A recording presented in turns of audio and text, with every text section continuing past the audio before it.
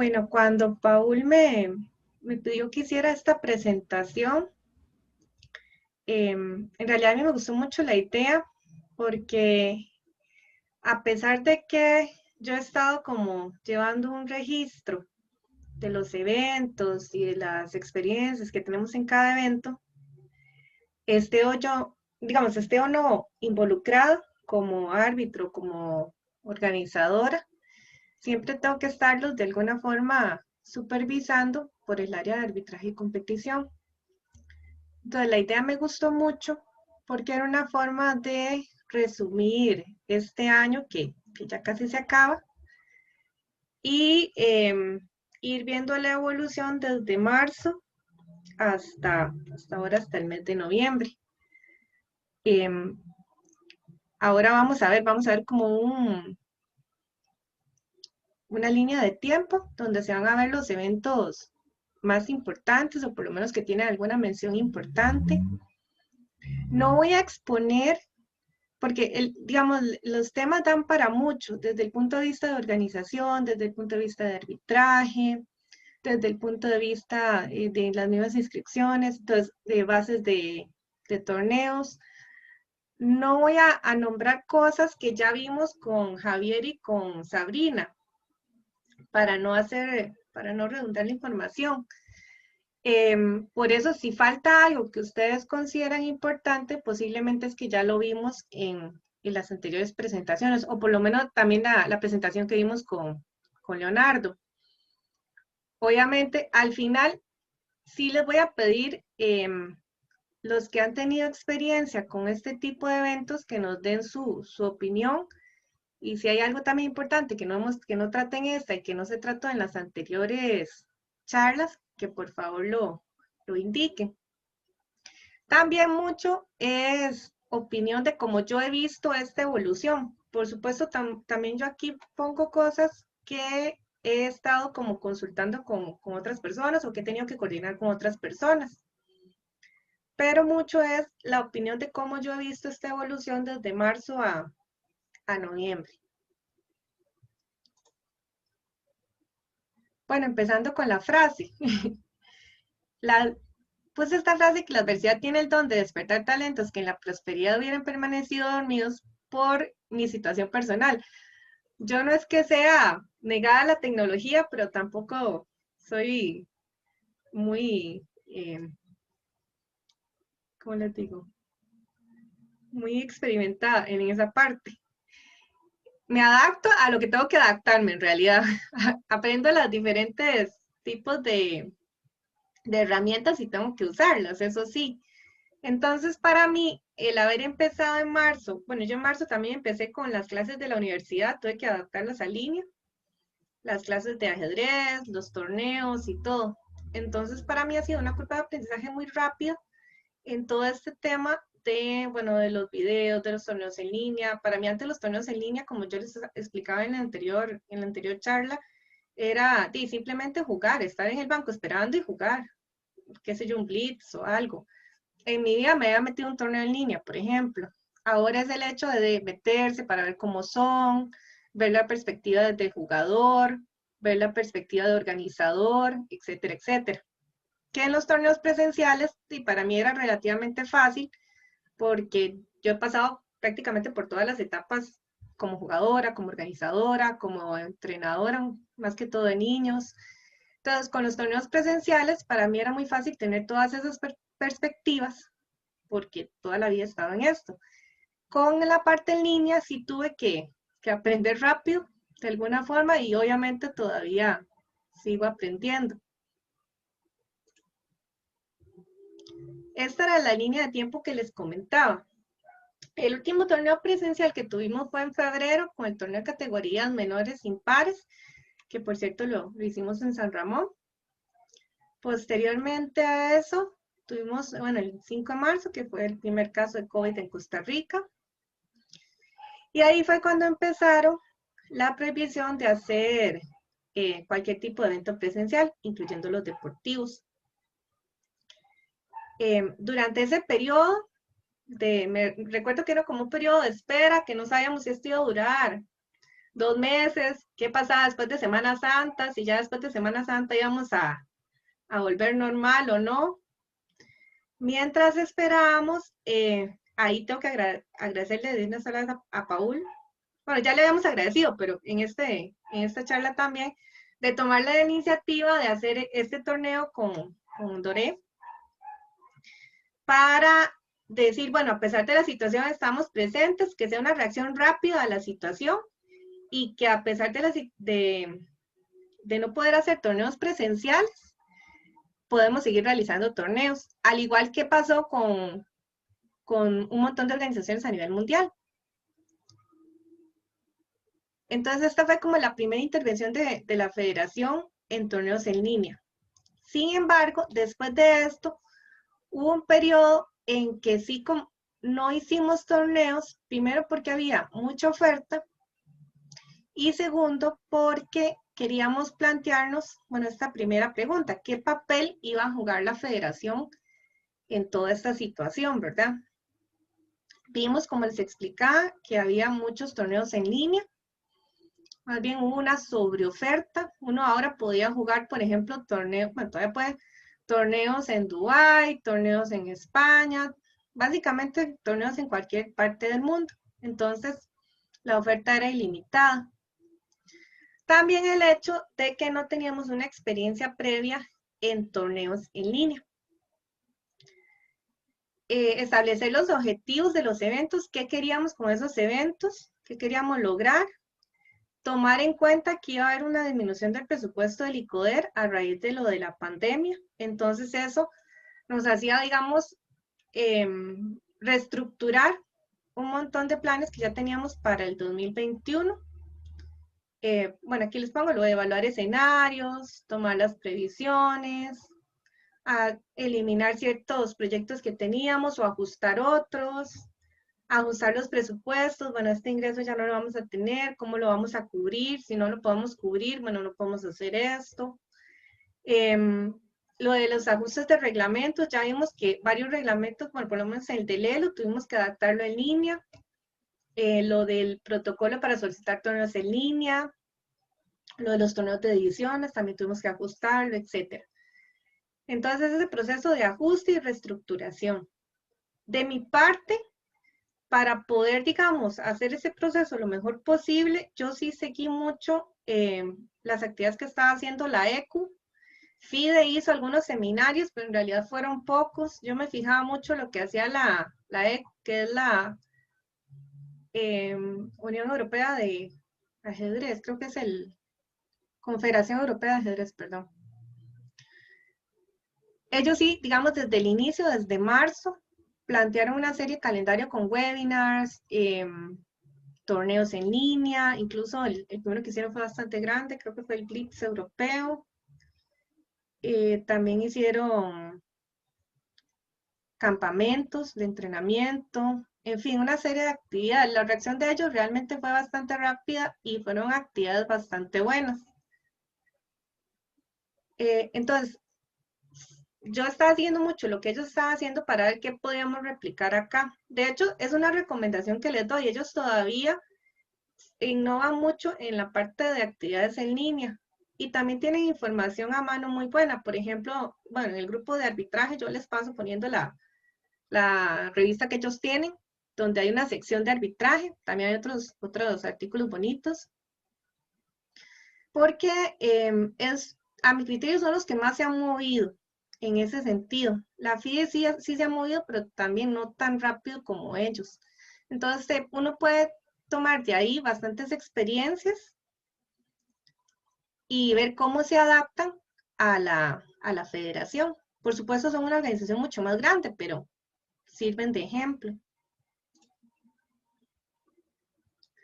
Bueno, como les comentaba, tuvimos que reestructurar, por ejemplo, los torneos. Eso ya lo planteamos o empezamos a plantearlo a finales de marzo. Teníamos calendarizados 21 torneos en total.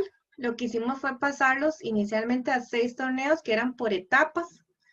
¿Por qué por etapas? Porque también pensábamos, o la idea era hacer una etapa preliminar o varias etapas preliminares en línea y ver si podíamos hacer las finales presenciales a finales de este año. Al final no se pudo, igual tuvimos que hacerlas en línea. Para el otro año pensamos hacer algo más o menos parecido, hacer unas etapas eliminatorias en línea y finales presenciales. Creemos que ya como a mediados del otro año podríamos ya estar hablando de torneos presenciales. Espero que antes, aunque sea torneos pequeños, pero bueno, eso no depende tanto de nosotros, más que todo de las autoridades de deporte y del Ministerio de Salud. Se eligieron eventos dirigidos a categorías menores y abiertos, que es la población más grande que tenemos. Eventualmente, categoría mayor podía participar en los abiertos, sin embargo, esta era la población a la que lo dirigimos. Buscamos tiempo de reflexión cortos porque es lo recomendable para torneos en línea, por ejemplo, blitz, rápidos, y si son clásicos, a lo mucho 30 más 30, que no sea muy amplio el tiempo, porque entre más amplio, eventualmente hay más riesgo de trampa. Bueno, con blitz también lo hay, ya hemos visto varias formas de hacerlo, pero bueno, digamos que es un poquito más difícil por el tiempo que tienen que jugar. Bueno, como le comentaba, inicialmente teníamos etapas en línea y finales presenciales, al final no se pudo. Y sí tuvimos que ir adaptando el calendario, tuvimos una idea inicial y tuvimos que ir adaptando de acuerdo con las situaciones, como se iba moviendo todo, incluso como se iba moviendo la participación de la gente. Teníamos programado un torneo rápido de categoría abierto, no el de categoría menores que estamos haciendo ahora, sino un abierto que al final decidimos no hacerlo porque ya veíamos que la gente estaba como muy cansada y no se estaba inscribiendo tanto a los eventos. Entonces quisimos dar el mes de septiembre como de descanso, también para nosotros descansar como organización y concentrarnos ya en las finales. Empezamos con el Festival Nacional de Ajedrez en línea. Yo particularmente hubiera preferido un torneo más pequeño para empezar, pero bueno, este era el que estaba en el calendario y igual pensando cómo íbamos o diferentes factores que teníamos que tomar en cuenta, tampoco nos daba así tiempo de hacer uno antes. Sí hicimos simulacros, pero no un torneo oficial antes del festival. ¿Por qué se hizo el festival? Bueno, esta fue una iniciativa en realidad de Luis, el que ahora está como secretario de la federación, secretario ahí, Luis Quiroz. La idea era mostrar que el ajedrez, bueno, igual se mantiene a pesar de la pandemia, mantener uno de los eventos más importantes del país, como era Juegos Nacionales, generar competencia entre los cantones. Esto generó también un trabajo para los entrenadores, porque los comités de deportes estaban, por lo menos en algunos, no en todos los casos, todavía hay casos donde los comités de deportes básicamente están suspendidos, cero trabajo, pero en algunos permitió que los que estaban suspendidos reactivaran esa parte de ajedrez porque ellos veían que sí se podían hacer competiciones. Entonces fue una forma de reactivar el ajedrez a nivel de comités de deportes. También generar experiencia a nivel de organización y arbitral en torneos en línea. Y aprovechamos para que, aunque sea de forma simbólica, introducir la categoría menores de 12 años. ¿Por qué le digo de forma simbólica? Porque esto todavía está en proceso con el ICODER, todavía no lo han aceptado totalmente, pero sí aprovechamos que sí, el torneo era de nosotros, con el aval del ICODER, eso sí, para poder introducir esta categoría. Y de esa forma ir generando como estadísticas, ir generando experiencia que eventualmente les podemos mostrar. Ahora, las interrogantes iniciales, bueno, ¿cuál plataforma íbamos a usar? Eso lo vamos a ver ahora, por qué escogimos en ese momento chess.com. El tipo de torneo, que los más populares eran los arena, bueno, que si íbamos a hacer arena o no íbamos a hacer arena. ¿Cuántos participantes estábamos esperando? Al inicio eran 480, ya después disminuyó, pero esa era como la de acuerdo con las consultas que había hecho Luis, era como la proyección. Eso era importante porque, bueno, qué íbamos a ocupar, cuántos árbitros íbamos a ocupar, que esa era otra pregunta. Si normalmente nosotros calculamos un árbitro por cada 20, 30 participantes. Entonces, como no teníamos la experiencia previa, no sabía si ese número iba a ser el adecuado para los torneos en línea. Empezamos con 1 por cada 20, que es lo que normalmente se aplica, por lo menos en presenciales. Nos dimos cuenta que en algunos torneos eso no es suficiente, en otros sí. Ahora vamos también a ver el número. ¿Y qué medidas antitrampas íbamos a establecer? Porque, bueno, desde marzo era uno de los temas, ¿verdad? Con los torneos en línea, las trampas que se hacían en los torneos. Ahí lo que establecimos fue lo de los parámetros previos, qué parámetros iban a tomar en cuenta como indicios de que eventualmente podía estar recibiendo ayuda externa. Como ya hemos visto con Leonardo, no es que un indicio sea suficiente, hay que ver varias cosas, varios panoramas. Y también considerar o contratar los servicios de alguien que estuviera analizando las partidas, revisando esos indicios, que al final fue Leonardo y ya les explicó la experiencia de él en ese evento. Y al final sus recomendaciones y qué parámetros deben tomarse en cuenta.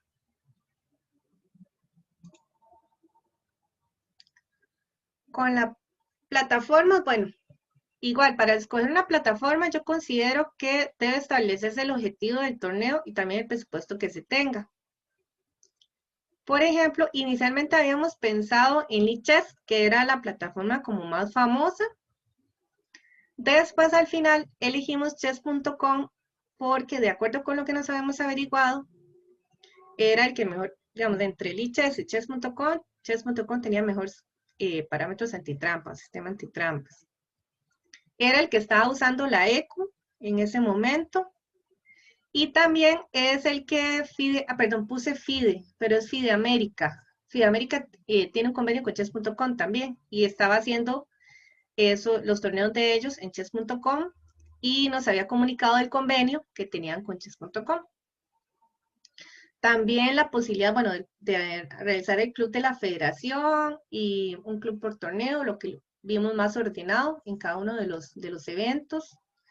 También daban facilidades a las federaciones, por ejemplo, la posibilidad de hacer link para los retos. Eso nos ayudó mucho, que fue uno de los primeros problemas que tuvimos, capacitar a la gente para que hicieran retos entre sí. Y con el link para los retos nos facilitó mucho la labor de inicio de ronda. Entonces también nos gustó. Bueno, al inicio cuando escogimos chess.com, la verdad no sabemos que teníamos esto. Fue después.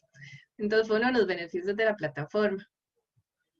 Y ahora estamos con Tornelo, que ya es una plataforma de gestión de torneos. No es como Lichess, chess.com, que es para jugar, sino es de gestión. Ahora, ¿por qué digo que depende del presupuesto, de los objetivos y presupuesto del torneo? Vamos a ver, por ejemplo, si uno usa Tornero, requiere presencia arbitral, definitivamente. ¿Cuántos? Ya depende también del presupuesto y de las necesidades del evento. Pero si usamos esta plataforma, va a requerir presencia arbitral. Si usamos Lichess o chess.com, dependiendo del sistema que ustedes utilicen, por ejemplo, si no tienen videollamada, simplemente es que entren al torneo y jueguen, entonces no ocupa mucho árbitro, mucho presupuesto. Puede estar una persona ahí ayudando a los jugadores en caso de que no puedan accesar al torneo, por ejemplo, pero no requieren mayor cosa. O incluso con videollamada, como son plataformas que se automatiza mucho el inicio de los torneos. Por ejemplo, yo en chess.com pongo un torneo que empieza a las 2 y empieza a las 2, quien esté, y ahí el torneo va solo. Entonces, con videollamada yo simplemente estoy fiscalizando a los jugadores, eventualmente les puedo pedir compartir pantalla y entonces estoy fiscalizando a los jugadores y la pantalla que están compartiendo. Pero es como más fácil en ese sentido. Entonces, si no tienen mucho presupuesto para desarrollar el torneo, pueden considerar cualquiera de estas dos. porque en este definitivamente van a ocupar un árbitro.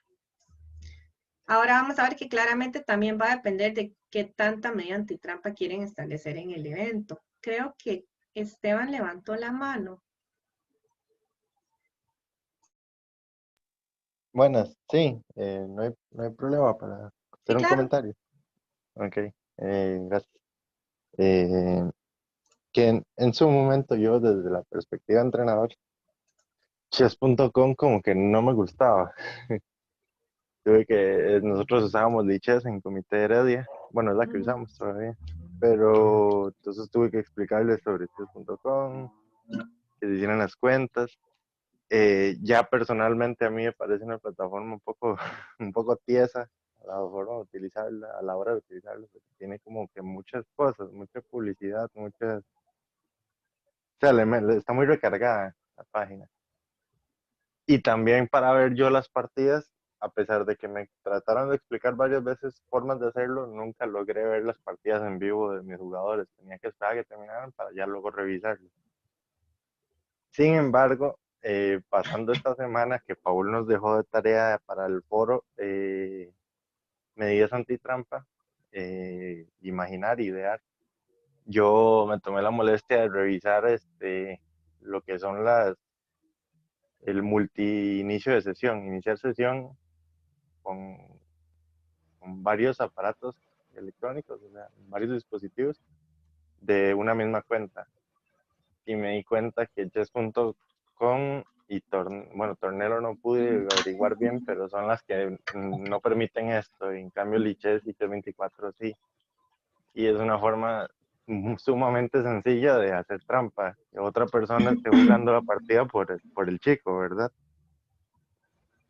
Entonces ese comentario que chess.com, en el momento que usted trata de iniciar sesión en otro dispositivo, le bloquea a uno de los dos. Y usted Ujú. solo puede continuar con uno. Y la pantalla queda parpadeando, digamos.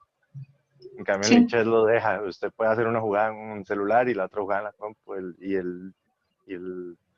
la plataforma ni le importa, digamos. sí, Eso sí, es. gracias. Eso de que es más tieso y más difícil, sí ya nos han dicho también. Pero más bien gracias por el comentario de las plataformas. Aclaro que aquí yo pongo las que consideramos, ¿verdad? En realidad hay muchas más plataformas, pero esas fueron las que consideramos al inicio de cuando estábamos haciendo lo del festival. De hecho, yo también los torneos de San Ramón, cuando no me quiero complicar mucho, los hago en Lichess. Creo que es más fácil también. Ok. Eh, ¿Sí? Carolina, Ajá.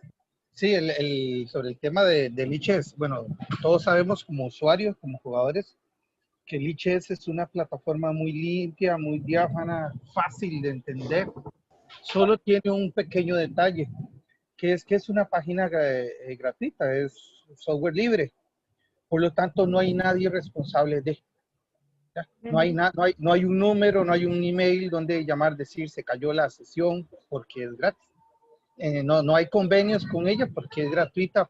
Inclusive yo puedo clonar Lichess y ponerle Keylor Chess y me hago mi propia página. Es totalmente abierta y esa es la razón. Es lo único que le veo de malo. Por lo demás, para mí es muy buena, pero ese detalle convierte que un torneo que sea serio, que sea para sacar campeones nacionales, que defina ascensos o cosas así, prácticamente lo impide, porque no hay ninguna seguridad por ser gratuito. Uh-huh. Sí, gracias. De hecho, con lo de soporte tiene razón usted, porque recuerdo que en el festival, no sé si fue en la eliminatoria o en la final, se cayó el servidor de chess.com, entonces escribimos y nos contestaron rápido. Y también chess.com ayuda en ciertos torneos a ECU y a FIDE. Bueno, en la Olimpiada tenían como el soporte técnico de ellos ya más directo, por convenio, claramente. Me imagino que también uno lo puede contratar, no sé cuánto costará, pero bueno, sí tiene como ese soporte, como usted dice.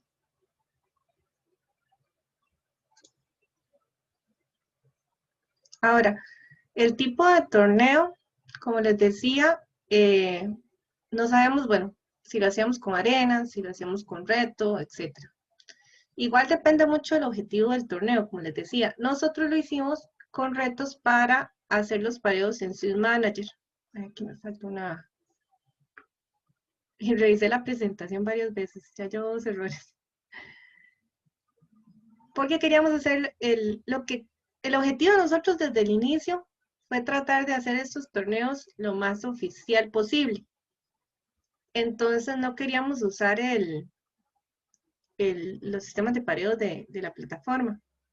Y también porque en este festival había torneo por equipos. Entonces también vamos a usar el Swift Manager para efectos de los pareos de equipos. Claramente tiene sus dificultades mayores porque fue todo un proceso bastante difícil que algunos chicos aprendieran a cómo retar. Se mandaban videos, se mandaban explicaciones y aún así costaba mucho. Incluso los mismos entrenadores les costaba mucho entender este tema de retos. Por eso es que digamos, si no pueden tener ese recurso humano para asistir, es mejor que lo hagan, qué sé yo, tipo arena, por ejemplo, que es mucho más fácil de llevar a cabo. Ahora, bueno, con Tornelo no ocupamos hacer el tema de retos, sino que se hace la ronda en Swift Manager, se pasa a Tornelo y se le puede dar inicio de ronda y todas empiezan al mismo tiempo, o también puede iniciarse una por una, como ustedes prefieran. Entonces, pero esa plataforma ya nos viene a cubrir el asunto de los retos y poder usar un sistema de pareo que esté avalado por FIDE. Pero al inicio, bueno, no teníamos eso, entonces decidimos hacer el sistema de retos usando los pareos del Swift Manager. Sí, costó bastante, pero la idea era mantenerlo más cercano a un torneo oficial. Como les decía, influye la cantidad de árbitros que tengan. Bueno, ¿qué contrato? 10, 20, 25, 50. Al inicio, como les comentaban, yo considero un árbitro por cada 20, que es lo que usábamos en torneos presenciales. Pero ya después del torneo de prueba y también conforme fue avanzando los eventos, vamos a ver si ustedes usan sistema de retos y tienen que asistir a los jugadores en esa parte, es 1 por cada 10, básicamente, que es lo que consideran una supervisión alta. Sin embargo, como estábamos en ese proceso de curva de aprendizaje, de cómo accesar a las plataformas, cómo ingresar a las partidas y cómo jugar, la idea de la supervisión alta es para anti-cheating. Pero al final fue como una asistencia para ese tipo de situaciones. No fue tanto para anti-cheating, sino para poder ayudar a los jugadores a ingresar a la plataforma y cómo jugar. Y que se acostumbraran también a jugar en la plataforma. No todos sabían. Tal vez algunos, como ustedes dicen, solo usaban Lichess y no usaban chess.com, etc. Si tienen, por ejemplo, un torneo donde usen arena y no quieren tener una supervisión alta anti-cheating, perfectamente pueden usar un árbitro por cada 50 jugadores, por ejemplo. Entonces, igual, si tienen poco presupuesto, es un tipo de torneo. Arena, no medidas anti-cheating, etc. O si tienen un presupuesto más o menos, tal vez no pueden contratar tanta gente, puede ser tipo arena, pero que entonces los árbitros ahí estén dedicados más a revisar las cámaras, a revisar las pantallas, etc. Va a depender de qué es lo que ustedes quieran y el presupuesto que tengan. Por ejemplo, el torneo que hicieron de juegos estudiantiles, que fue bastante bonito, y lo que se buscaba era participación y no pidieron videollamada ni nada por el estilo. Creo que fue en Lichess y creo que fue un éxito de participación. A los chiquillos les gustó mucho, la transmisión fue muy buena. Entonces, la verdad, para mí fue un festival muy bonito. Y yo creo que ese era el objetivo del evento. Creo que Carlos me había comentado en su momento, porque yo le pregunté si iban a videollamada o así. Entonces, creo que fue el objetivo del evento y se cumplió. No sé si Carlos está por ahí para que nos cuente un poquito. Así Hola, está. sí, aquí estoy. Sí, gracias, Caro. Con Sí, gusto. el objetivo claramente de ese torneo era masificación y llegarle a jugadores en una etapa inicial, ¿verdad? Sabíamos que también íbamos a tener jugadores de un nivel intermedio y también jugadores ya de élite, por decirlo así, en ese tipo de categorías, ¿verdad? Tanto en escolar como colegial. Pero sabíamos que el 80% iban a ser jugadores que estaban iniciando. Entonces, sí, el trabajo previo de Oscar fue muy importante, haciendo videos para poder enseñarles a ellos cómo jugar, igual, hacerlo en DChess, que era lo más fácil, y de sacrificar la supervisión con cámara y con esas partes por tener más cantidad de gente. Pero sí, pero no, al final de cuentas, 700 y algo de participantes fue muy bueno. Creemos que para una próxima edición, tal vez, o con un poquito más de ayuda de los comités de deportes o de los entrenadores o de la federación, se hubiera podido tener 1.200 personas, 1.300. Pero ahí también hubo que correr mucho porque estábamos atados a lo que nos dijera tanto el MEP como VAC, que era el patrocinador, ¿verdad? Pero ahí creo que se salió bien y sí, es cuestión de valorar los objetivos. Claro. No, no, el torneo estuvo muy bonito. Ojalá el otro año sea, bueno, se haga el otro año y haya mucha más participación, porque de hecho, digamos, el tener, por ejemplo, al MEP, al PAC, recuerdo una publicación que hizo Carolina Vargas, ay, Vallas, creo que es lo que hace ella. Sí, la de Andrea Andrea Carolina Vargas. Vargas, ajá, se llama Andrea Carolina, me acuerdo porque el segundo nombre es igual al mío. Hizo una publicación de muchos éxitos, la transmisión también, o sea, realmente yo creo que para los chiquillos fue bastante bonito la experiencia. Sí, De los míos, por ejemplo, hubo unos nuevos que se metieron, entonces, súper bien.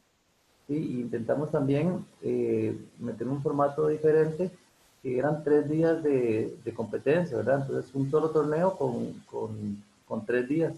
Ujú. Que iban sumando, entonces tal vez eso fue un poco atractivo. Y para los que ya participaban en juegos estudiantiles, una atracción fue que donde antes siempre tenían por lo menos a San Ramón y Alajuela como rivales, esta vez eran un solo equipo, ¿verdad? Ujú. Entonces eso a los chiquillos les gustó mucho. Sí, claro, no, estuvo muy bonito. Gracias, Carlos. Ok, como les comentaba, hicimos un torneo de prueba el 3 de mayo, que yo la verdad les recomiendo mucho que realicen torneo de prueba.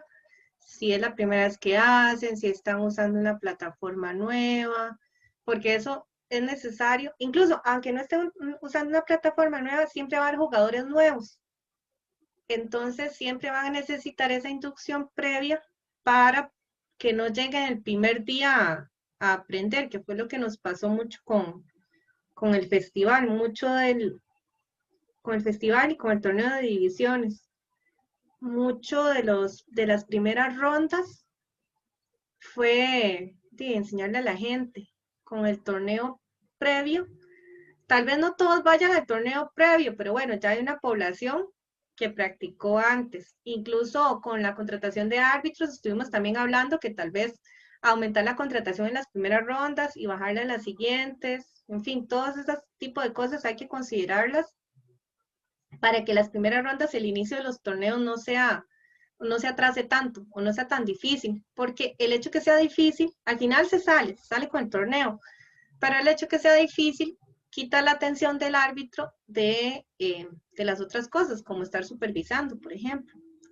Y también es importante, por ejemplo, en plataformas como Tornelo, el árbitro sí tiene mucha interacción con los jugadores. Entonces, si está muy ocupado tratando de enseñarle a la gente cómo ingresar al torneo, cómo jugar, y por otro lado están los chiquillos tratando de interactuar con el árbitro, y es de locos, ¿verdad? y no cumple con el objetivo también de estar supervisando las partidas. Entonces, aquí, bueno, con respecto a la videollamada, también una de las cosas que dijimos, bueno, ¿cuál plataforma vamos a usar? Usamos Zoom porque la verdad era la más conocida. Hay otras, incluso, por ejemplo, el Poder Judicial usa Teams también. No, yo no tengo mucha experiencia, aparte de las audiencias virtuales, la verdad no tengo mucha experiencia con Teams, pero también lo usan mucho para videoconferencias. Igual, plataformas hay N cantidad.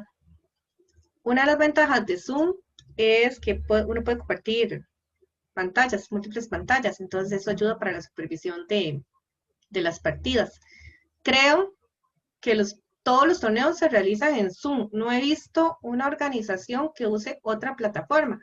Podría ser por eso. No sé si otra plataforma permite diferentes tipos de compartir pantalla múltiple en ese caso. Otra ventaja que tiene Zoom para torneos internacionales es la traducción múltiple. Que eso, Jonathan me pasó el tip. No se ha usado en torneos internacionales porque hay que pagar, me imagino que hay que pagar un adicional.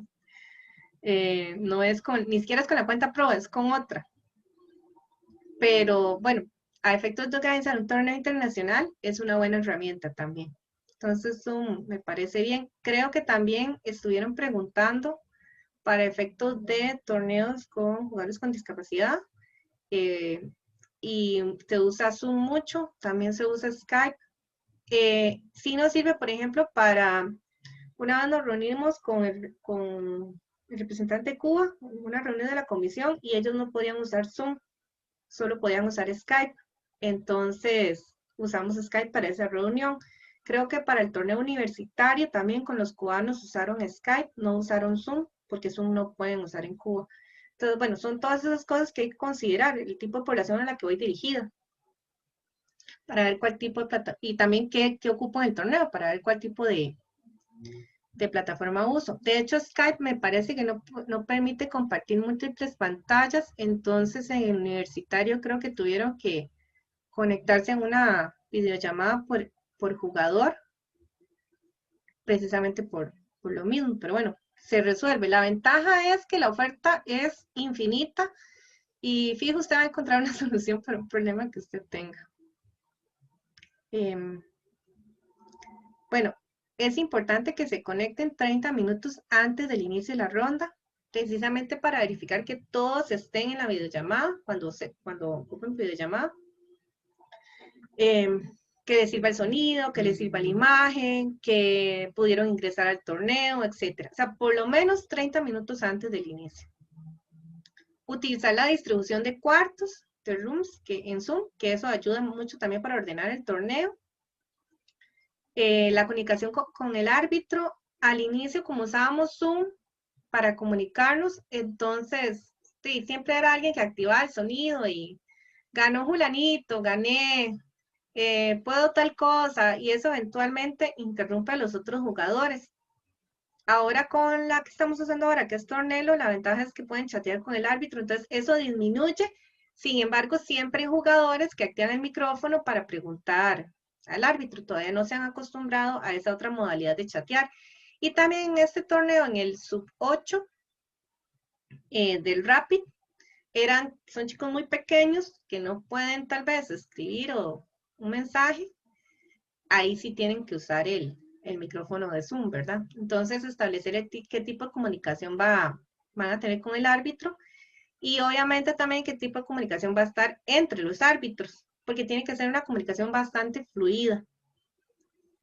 Con respecto a los presenciales es un poco difícil porque tal vez uno no está ahí, entonces le comentan de una situación y usted tiene que preguntar, le tienen que enviar imágenes, etcétera.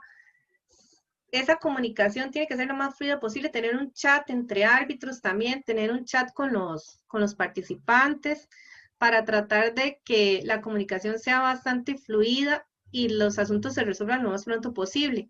Habrá casos en que los asuntos no se resuelven inmediato, pero, qué sé yo, envió un mensaje y el árbitro estaba ocupado y lo vio hasta después, por ejemplo. son cosas que se dan este tipo de situaciones. El reporte de resultados de los árbitros adjuntos, bueno, los árbitros asistentes a los adjuntos y de los adjuntos al principal, es recomendable tener un formato preestablecido también para eso, para que no haya errores en la digitación de los resultados. Y también vimos, una cosa que vimos mucho con el torneo de prueba fue el papel de los padres de familia, que con los torneos presenciales normalmente los padres van y acompañan a los hijos, pero se quedan, digamos, esperando. En el caso de los torneos en línea, los padres ya tienen un rol protagónico en la asistencia al niño, de ayudarle a conectarse, de ayudarle a activar la cámara, el sonido, todo. Si son chicos muy pequeños y hay algún tipo de situación, el padre tiene que llegar a asistirlo. Entonces, eso nosotros lo tomamos o nos dimos cuenta porque ya es una labor más que tiene que hacer el padre de familia.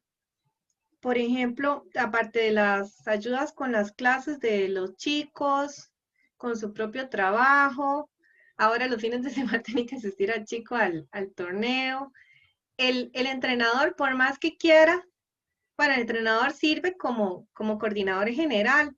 Por ejemplo, yo con los chicos de San Ramón, fulanita, ¿por qué no se ha conectado?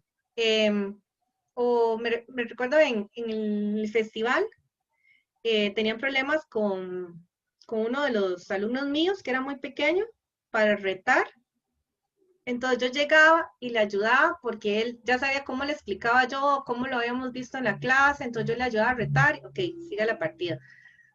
Entonces el entrenador sí está como coordinador general, pero es muy difícil que esté atento a todos los chicos o que le pueda ayudar a todos los chicos, más si tiene bastantes. Entonces ahí es donde entra el padre de familia a asistir a su hijo y ya tiene un papel mucho más activo y eso para mí también hay que considerarlo a la hora de programar los torneos. Los horarios, por ejemplo. Los horarios, los días, etcétera. Entonces, también para que lo tomen en cuenta. Con las medidas anti-cheating, nada más voy a contarles lo que hemos considerado en ese momento, porque ya Leonardo lo explicó bastante. Igual, como les decía, depende del objetivo del torneo y la población a la que va dirigida, como es el caso que vimos ahora del torneo de juegos estudiantiles, que si van a tener el micrófono apagado o encendido. Bueno, el micrófono encendido significa ruido externo. Ok, entonces al inicio lo que hacíamos era apagarlos completamente. Después de la Olimpiada, empezamos como a aplicar lo que ellos también aplicaron, de tenerlos encendidos. Y si a alguien se le escuchaba mucho ruido externo, lo que hace es que el árbitro apaga el micrófono. El problema es que cuando apago el micrófono y quiero comunicarme con el jugador, tal vez no vea el chat y le pongo encienda el micrófono y no ve ese mensaje tampoco, entonces siempre hay cierto problema. Ahí es donde tal vez está el chat del WhatsApp. Si tengo el teléfono directo del jugador, le puedo escribir a los papás, por ejemplo, pero no directamente al chico, porque en teoría no tiene que tener el celular ahí, pero bueno. Entonces, si hay que considerar eso, creo que lo mejor es, para efectos de anti-cheating, tenerlo encendido y que si hay ruido externo, que el árbitro apague el micrófono. Compartir pantallas es elemental si usted quiere tener un control antitrampa. Si no, entonces simplemente no tiene por qué pedirle al jugador que lo haga y eso le facilita, digamos, el acceso a más jugadores. Conforme usted vaya incrementando las medidas anti-cheating, eventualmente la población que pueda participar en el torneo se reduce, ¿verdad? Porque para compartir pantalla se ocupa computadora. Entonces, si ustedes quieren una bastante participación, que sea más como un festival, pues no les pida compartir pantalla porque eso involucra que no puedan jugar desde el celular o no pueden jugar desde la tablet. Igual, ¿cuántas cámaras va a tener el jugador? Si voy a tener solo la que está enfrente de la cara o voy a tener otra atrás que me muestre el cuarto, etc. Entre más cámaras tenga, más se va reduciendo la posibilidad de que un jugador participe en ese torneo, pero se va incrementando las medidas antitrampa. Mostrar el cuarto es una medida recomendable, pues depende del torneo, si no son muchos lo pueden hacer al inicio y al final de la ronda para cada uno de los jugadores. Si son muchos jugadores, pues lo hacen entonces aleatoriamente. Lo de los parámetros preestablecidos que les comentaba antes, lo del análisis de partida que ya Leonardo les comentó, y el procedimiento en caso de alguna sospecha es el que establece FIDE, que ya Javier había explicado en su momento. Ese fue el que establecimos, bueno, si hay una sospecha, el árbitro asistente le indica al adjunto y este le indica directamente al principal, o directamente el asistente le indica al principal para que analicen el caso.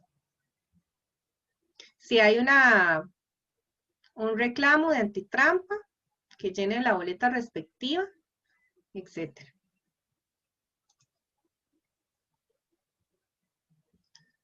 Después del torneo de prueba, lo que se hizo fue como un esquema general de organización de torneos en línea que nos sirviera de guía. Ahora se los muestro. Que nos sirviera de guía en cada uno de los torneos, más que todo para división de funciones, que es muy importante en estos casos. Bueno, en todos los torneos, pero principalmente en estos, porque sí, cada grupo tiene que manejarse lo más autónomo posible para que sea más rápido el trabajo realizado, las resoluciones, etc. Es muy escalonado, muy jerárquico el sistema. Bueno, lo que les comentaba de la inducción previa, que es muy importante con torneos de prueba, con videos. En ese torneo recuerdo que los árbitros hicieron una infografía muy bonita para guiar a los chicos en la videollamada. Bueno, todavía lo hacen, explicación previa a la ronda de algunos puntos importantes a considerar. Y la inducción es tanto de la plataforma de juego como de la videollamada. Esa inducción previa, también los torneos de prueba sirven a los árbitros que tal vez no han arbitrado muchos torneos en línea o no han usado esa plataforma en específico. Les voy a enseñar. ¿Ven esto que dice protocolo de organización de torneos en línea? Sí, Caro. Sí, ok, gracias. Bueno, después del torneo de prueba, esta fue una elaboración de Jonathan. Lo hizo para establecer como a raíz de todo lo que hemos hablado, de lo que, digamos, de la planeación previa, del torneo de prueba, las experiencias que tuvimos, etcétera, realizó este documento como una guía de cómo iba a ser la estructura del equipo de trabajo. No una guía, digamos, de todo el proceso que lleva un torneo, más que todo es de los equipos de trabajo. Bueno, yo no sé, Paul, si quieren hacer un receso o... Porque ya son las 6:10. Antes de seguir Vamos con seguido esto. hasta las 10. Ok. No, mentira. Hasta las 10. Hagamos un receso, unos 5 minutos, si les parece. Ok, como a las 6:15 volvemos para explicarles esto. De acuerdo, gracias. Ok, con gusto.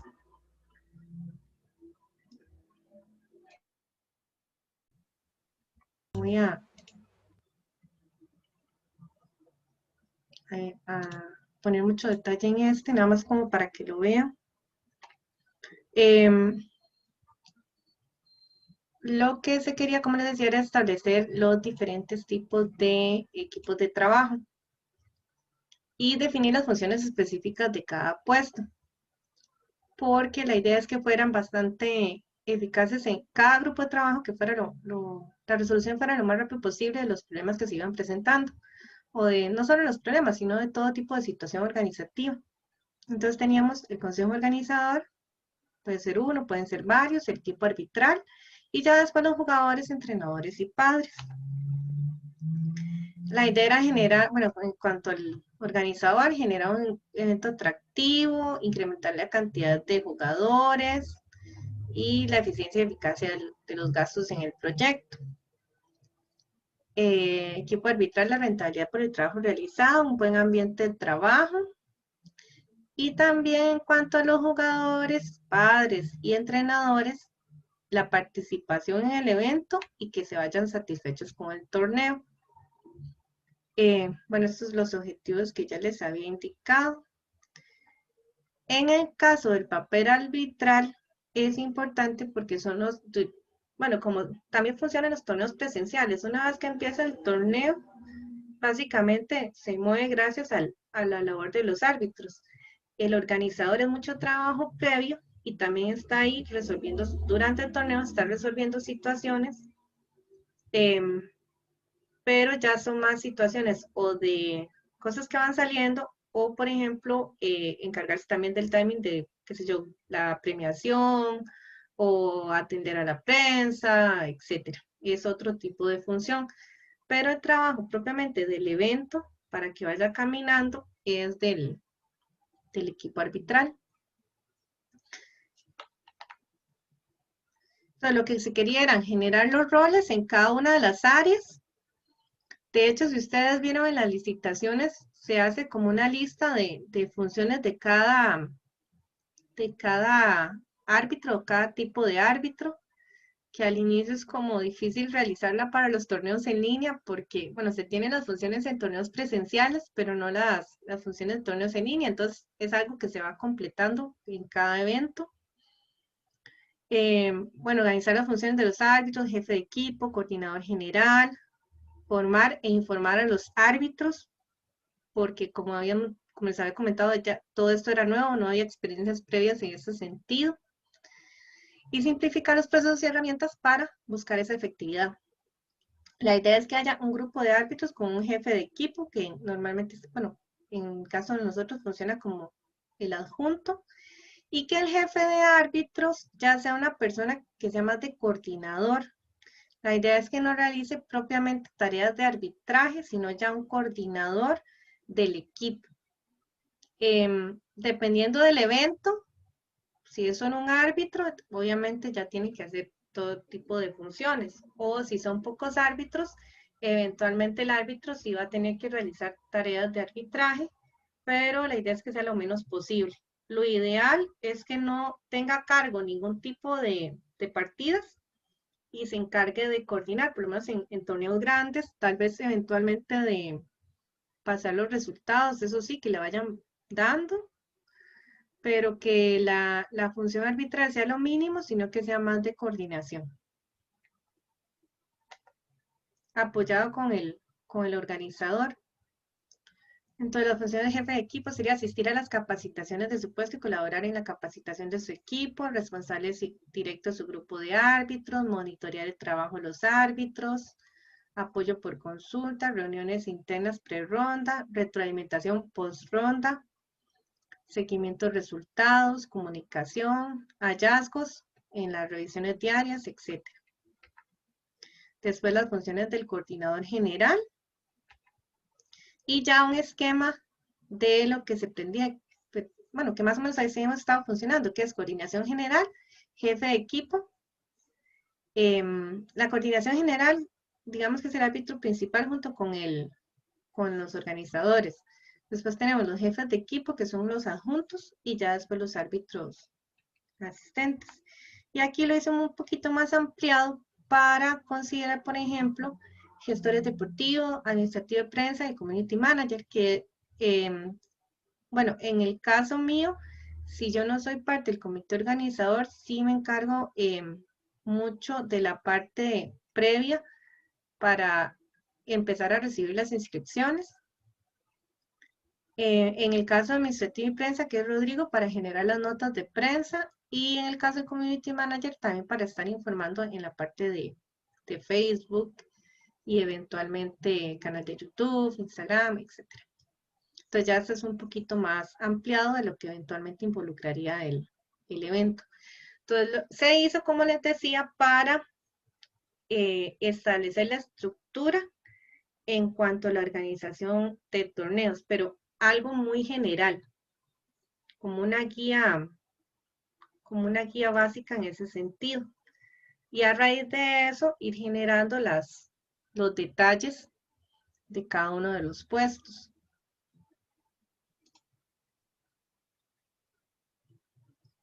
Otra recomendación, bueno, ya están viendo la presentación de Sí. Genial, ¿verdad? Ok. Ujú.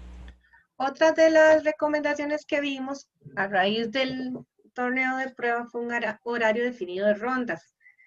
Inicialmente lo habíamos puesto, por ejemplo, a partir de, bueno, cuando se hace por sistema de pareo, por ejemplo, Swing Manager, cuando uno lo hace tipo arena o tipo, bueno, sí, tipo arena en chess.com también, que el torneo básicamente empieza a las 2 y sigue, bueno, ya eso es un tipo de evento, pero cuando se hace con rondas definidas, con sistemas de pareo avalados por la FIDE, etcétera, ahí es recomendable no hacer rondas seguidas, no decir, bueno, a partir de las 3 es el torneo, y conforme va terminando una ronda, sigue la otra, sino que definir los inicios de cada ronda, de tal forma que los padres también se puedan acomodar, los jugadores y los padres principalmente, sepan que, por ejemplo, si un chico empezó a las 2 y terminó temprano, tiene que estar atento a las 2:30 o a las 3, o sea, al inicio de la siguiente ronda, y no tiene que estar esperando ahí, bueno, ya comenzó, no comenzó, y preguntan, etcétera.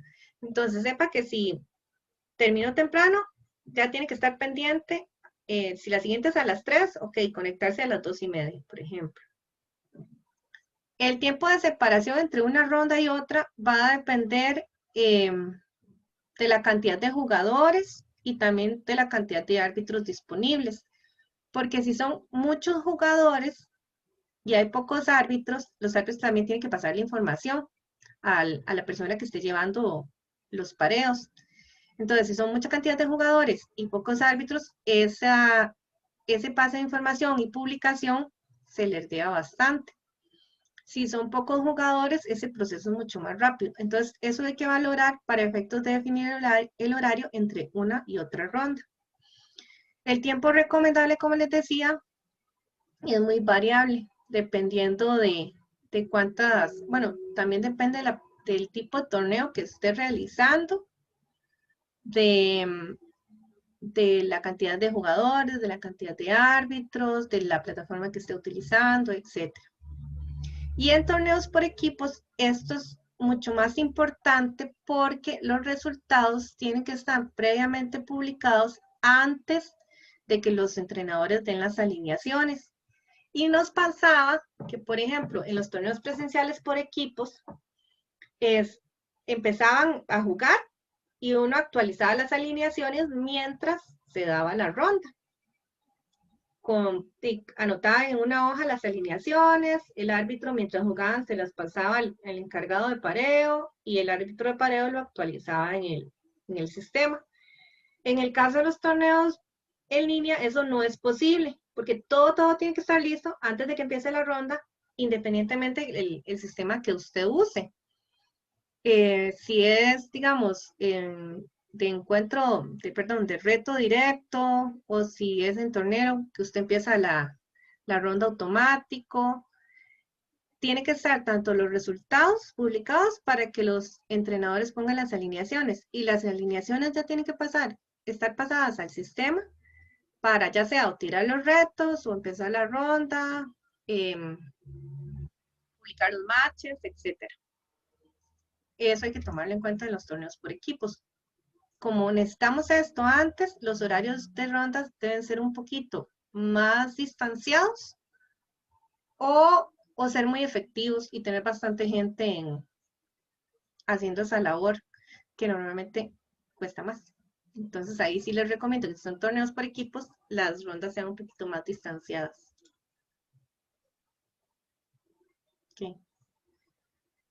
Bueno, aquí les puse las fechas donde se publicó lo del torneo. El 1 de junio publicamos lo del ELO en línea. Eso fue a solicitud de, bueno, ideas de varios entrenadores y también para ir generando esa oficialidad de los eventos y tocar lo menos posible lo que era el ELO nacional que ya nosotros teníamos. El 27 de junio empezamos con el festival, las etapas eliminatorias. Entre conclusiones y recomendaciones generales, en relación con el equipo de trabajo, La idea es mantener los mismos árbitros en los mismos torneos, porque ya los árbitros conocen a los jugadores, saben cuál es los jugadores más difíciles, tal vez que les cueste iniciar la partida, que necesite más ayuda en esa parte, o incluso si hay un jugador sospechoso, le pueden dar mayor seguimiento también. El uso de múltiples pantallas para poder vigilar las partidas es recomendable. Y aunque se puede establecer una línea de trabajo, también cada árbitro principal o adjunto tiene su propio método de coordinación, de acomodo de jugadores, distribución de salas, etc. Entonces, la idea, como les decía, es que cada grupo funcione lo más autónomo posible. No hay se puede dar recomendaciones, pero en realidad no hay una línea de trabajo igual en cuanto a esa parte de cómo coordinar o cómo acomodar a los jugadores, por ejemplo, o cómo va usted a coordinar con sus árbitros asistentes.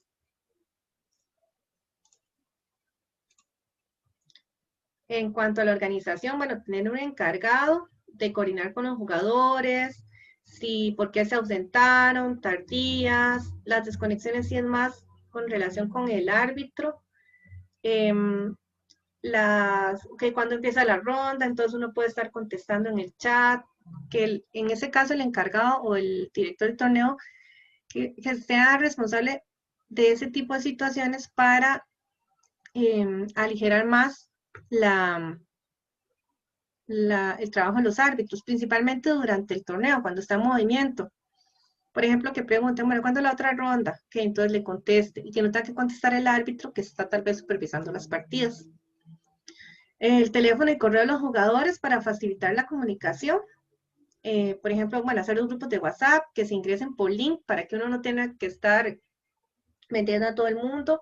Yo lo que hice en los últimos torneos fue meter a los entrenadores, pongo el link y el entrenador se lo pasa a todos los padres de familia que quieran incluirse en el grupo de WhatsApp. Esto es importante porque me pasó en el torneo de divisiones que un jugador se inscribió y no había forma de localizarlo, no me contestaba. Se inscribió por la plataforma en línea, ya me acordé, por la plataforma en línea que tiene la federación, y en su perfil no tenía correo, no tenía teléfono, creo que fue que el pago lo mandó ahí mismo también. La cosa es que no había forma de comunicarse con ese jugador, y yo digo, bueno, en los torneos presenciales el jugador se inscribe y llega el día, o sea, llega ese día a jugar, pero en este caso, ¿cómo le avisaba yo? La llamada de Zoom, en qué plataforma, el link de la plataforma, o sea, no podía avisarle nada de eso. Al final lo estuve rastreando y ya me pasaron el número, me pude comunicar con ese jugador, pero fue bastante difícil. Entonces, por eso es importante tener ese tipo de información. Ok, esta fue una situación que nos pasó en el festival, lo de la ayuda de los árbitros a los jugadores, como les decía, ese proceso de inducción. Sin embargo, en algún momento ya se empezaban a cuestionar, bueno, ¿hasta dónde va a llegar ese proceso de inducción? Porque había gente que seguía con el problema. En uno de los torneos hicimos después de la primera ronda, hicimos un taller de cómo retar para que la gente que tuviera mayor dificultad volviera a practicar. Y poco a poco ir solventando eso, porque sí había personas muy difíciles que siempre tenían que estar constantemente ayudándoles. Es parte, o sea, se hizo porque es parte de la curva de aprendizaje de todos, o sea, todos estamos en esa curva de aprendizaje, pero llega un límite, un momento en que uno dice, bueno, ¿hasta qué momento pongo el límite? Y ya tiene que el jugador o el entrenador o el papá responsable de procurar una capacitación previa, además de la que le da la federación, si le cuesta más, o buscar ayuda del entrenador o incluso de la misma organización. Lo del resultado definitivo también es algo que hay que tomar en cuenta. Tal vez la plataforma da un resultado, pero al final, por alguna razón, hay que cambiarlo. No sé, por alguna situación de la partida, alguna situación arbitral, etcétera, igual a como pasa en torneos presenciales. Y el tema de las conexiones, que esto siempre es un tema. Con las plataformas de chess.com, cuando usábamos chess.com, era muy difícil el tema de desconexiones porque no podíamos parar el reloj, por así decirlo. Ahora con Tornelo podemos parar el reloj, entonces es más fácil darle un chance a la persona para que se reconecte. Sin embargo, igual hay situaciones en que a veces del todo no es posible. Pero bueno, ese es otro tema que como habíamos visto con Javier, creo, tiene que estar establecido en las bases. ¿Qué se va a hacer en el caso de desconexiones? Con Zoom, una de las recomendaciones es que sea la misma videollamada como evento recurrente para que las personas, si no vieron el link que usted les envió en la mañana, busquen el anterior o lo tengan a mano, por ejemplo, a menos que cambien las horas, porque si cambian las horas la gente se confunde también. Entonces, ahí sí mejor cambiarle la hora al evento. Y es súper importante que en Zoom tengan el nombre del jugador, que no aparezca Huawei y no sé qué, sino que aparezca el nombre del jugador. Yo creo que ya esto la gente se ha acostumbrado bastante. No recuerdo que en los últimos torneos sea un problema importante. Al inicio me recuerdo que Oscar nos contaba que entraban y tenían que estarle cambiando el nombre, y una vez que le cambiaban el nombre lo metían a la sala respectiva. Ahora creo que eso si se hace con muy pocos jugadores. La verdad, yo creo que la mayoría ya ha entendido este tema del nombre en Zoom. Incluso ya algunos hasta tienen su usuario entre paréntesis y todo.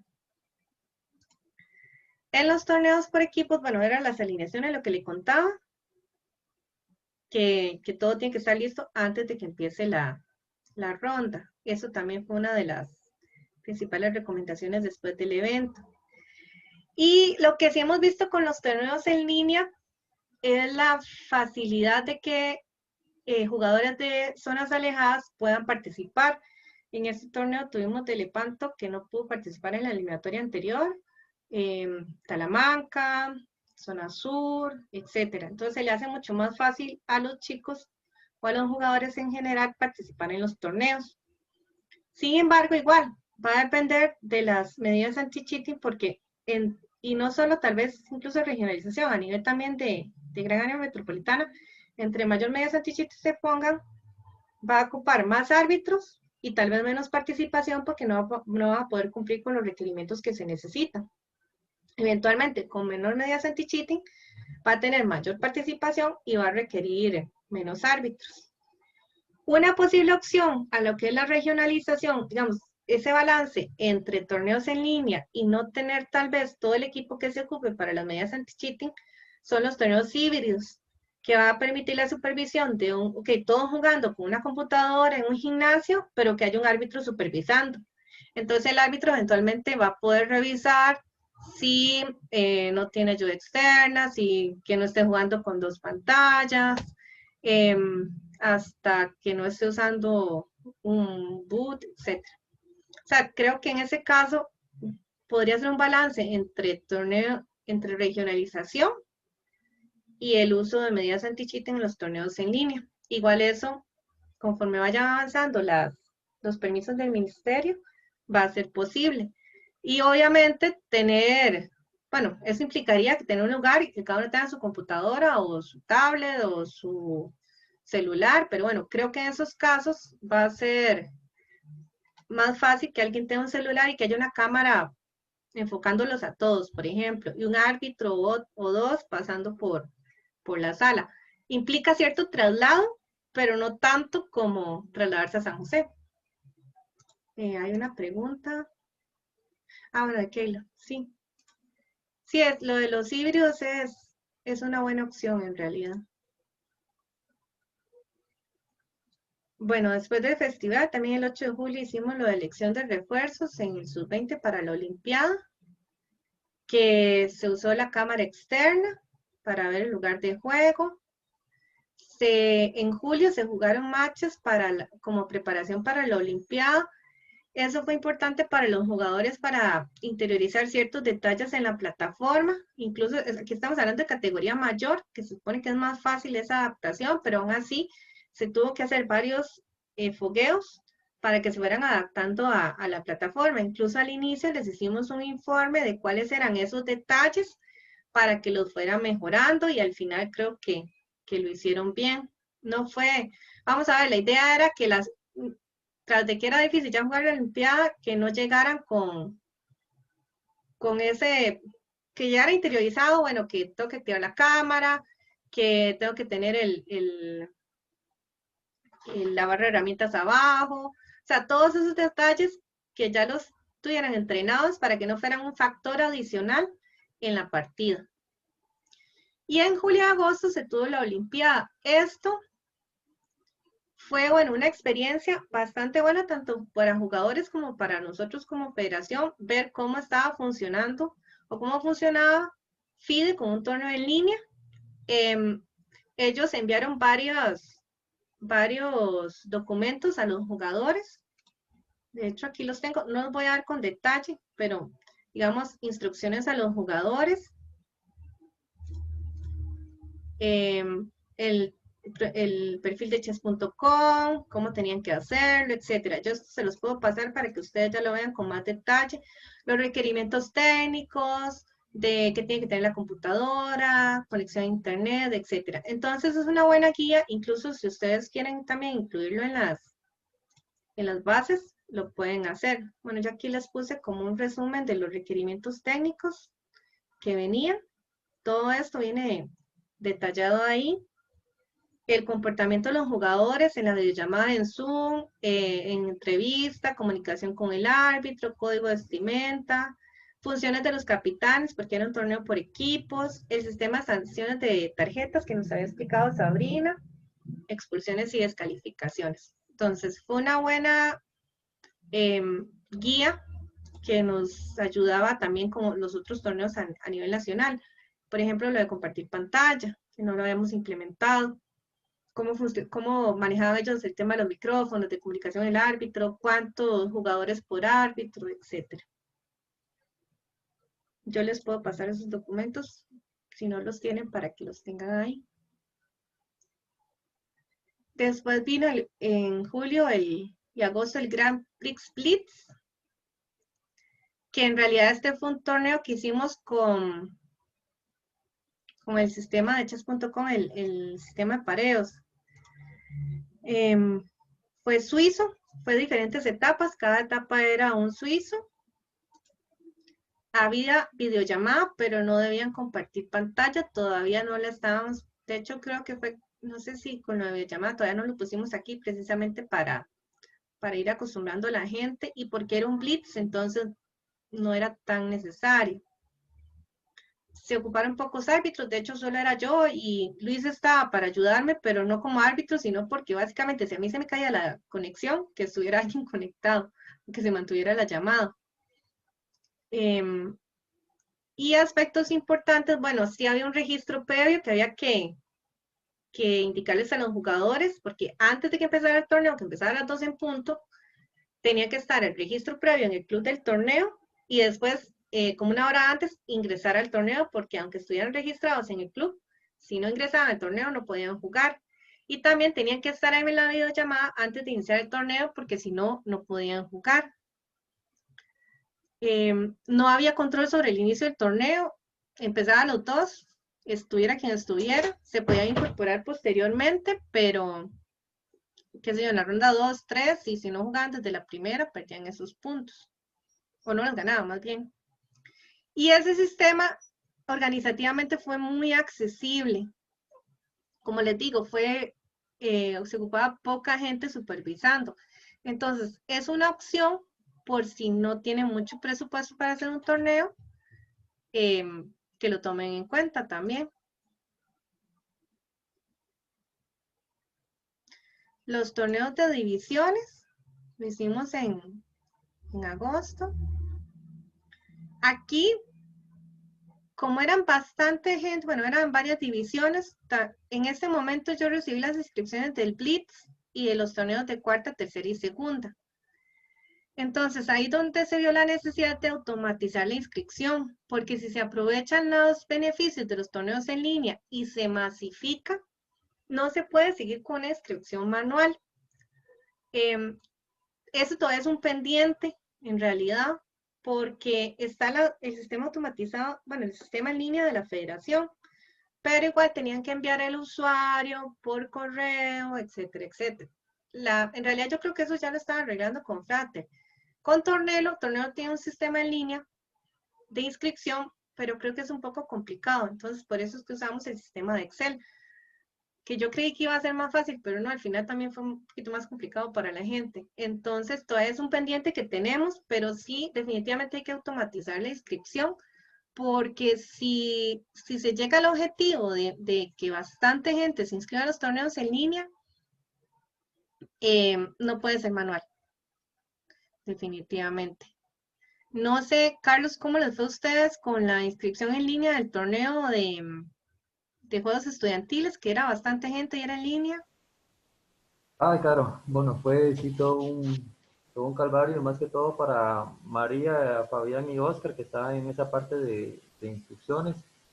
Eh, Aunque tuvimos el beneficio de usar la plataforma de juegos deportivos estudiantiles del MEP, que en teoría le debería llegar a todos, se nos complicó un momento ahí con lo de los correos. De que lo que se pensaba que iba a ser una facilidad, más bien fue un tropiezo, porque ya después vemos que estos correos del MEP que tiene cada estudiante, por políticas de Teams y del MEP, no reciben correos de personas externas, solo de gente que tenga del MEP. Entonces, ya eso nos complicó más. Ya tenemos que empezar a mandar correos que uno por uno, localizarlos por Teams. Pero sí, esta parte de la inscripción es complicada. Esa Sí, parte que teníamos que iba a ser un beneficio más bien la plataforma del MEP, más bien María pasaba noches ahí sin dormir haciendo los cuadros, inscribiendo, y fue mucho tiempo buscando toda la gente para poder decirles, bueno, aquí está su equipo, tome, únanse, y poder tenerlos localizados a todos. Pero sí, esta parte de la inscripción es complicado. sí, hay que ver cómo se va mejorando. Gracias. Después tenemos, bueno, lo que les hablaba del registro completo, la experiencia que tuve con ese jugador que lo estaba rastreando por todo lado. Es importante un reporte de los árbitros adjuntos en cada fecha, digamos, en el torneo de ediciones se enviaban los resultados, los links de las partidas, el link en chess.com, incidencias, que si hubo desconexiones, baja conexión, con qué dispositivo jugaba, si hacía flechas, si la cámara no se veía bien, si iba jugando en el carro, cuántas idas al baño, cuánto duraban, comportamiento de los jugadores, si había alta precisión en las partidas, etcétera. Entonces, ya con eso uno podía, bueno, determinar si había un jugador un poco más difícil o si había un jugador sospechoso para dar el seguimiento, etcétera. Lo que les hablaba de las medidas de inicio de cada ronda, que se hicieron mediante retos, y si se dificultaba, lo que hacía era enviar el link. No enviábamos el link a todos porque el link hay que enviarlo uno por uno. Entonces, como eran un montón de jugadores, de uno por uno iba a atrasar mucho la ronda, más cuando los chicos se estresan mucho si no empiezan. Entonces, los que podían retar, que retaban de una vez. De hecho, en el de segunda era más fácil que se retaran que enviar el link. Y ya si había un caso difícil, ellos me contactaban y yo enviaba el link a la partida. No se podía todos los árbitros porque chess.com da el link a una persona de la federación. No es algo que puedan enviar todos. Entonces, no era que todos los árbitros podían enviar link porque si no ahí sí se podía dividir el trabajo. Era solo uno. Y como habíamos hablado, no todos podían tener mi cuenta abierta porque sí, yo no tenía problema, la verdad. Tal vez me ayudaban hasta subir el elo. No, mentira. Pero no todos podían tener la cuenta abierta como para enviar el link. Entonces, el link nos ayudó a bajar el tiempo incluso de 40 a 10 minutos el inicio de la ronda, incluso en algunos casos hasta menos. Y también se tuvo que reforzar con el número de árbitros porque al inicio sí les costaba mucho. Era mucha gente, eran cuarta, tercera, segunda, y a alguna gente sí le costaba mucho entrar, entonces tuvimos que reforzar los árbitros para que fuera más fluido, empezar más rápido y ya que se pudieran concentrar en supervisar las partidas. Creo que había una mano levantada de Rebeca. Hola, Caro, buenas noches. Buenas noches. Es que, bueno, yo nada más quería dar la recomendación. Yo una vez en un torneo que hicimos en línea, utilicé un formulario de Google Ujú. y por medio de eso se inscribieron fácilmente, ¿verdad? Podría ser también una opción. Sí, de hecho. Yo cuando enviamos lo del el Excel ahora de Tornelo, pensé que iba a ser más fácil, pero no, fue más bien más difícil. Entonces sí sería enviarlo por Google y ya después pasar que pase la información a Excel. Sí, es que el formulario lo puede llenar cada papá Sí, individualmente y automáticamente como le llega a uno, entonces como que se hace más simple. sí, exacto. Bueno, que esto es lo que les comentaba, que los participantes pertenecían a varios grupos, entonces había que tratar cada grupo de acuerdo con sus características. Y, bueno, sí, el horario de torneo facilitó ir mejorando ronda por ronda porque era por etapas, entonces no era torneo seguido.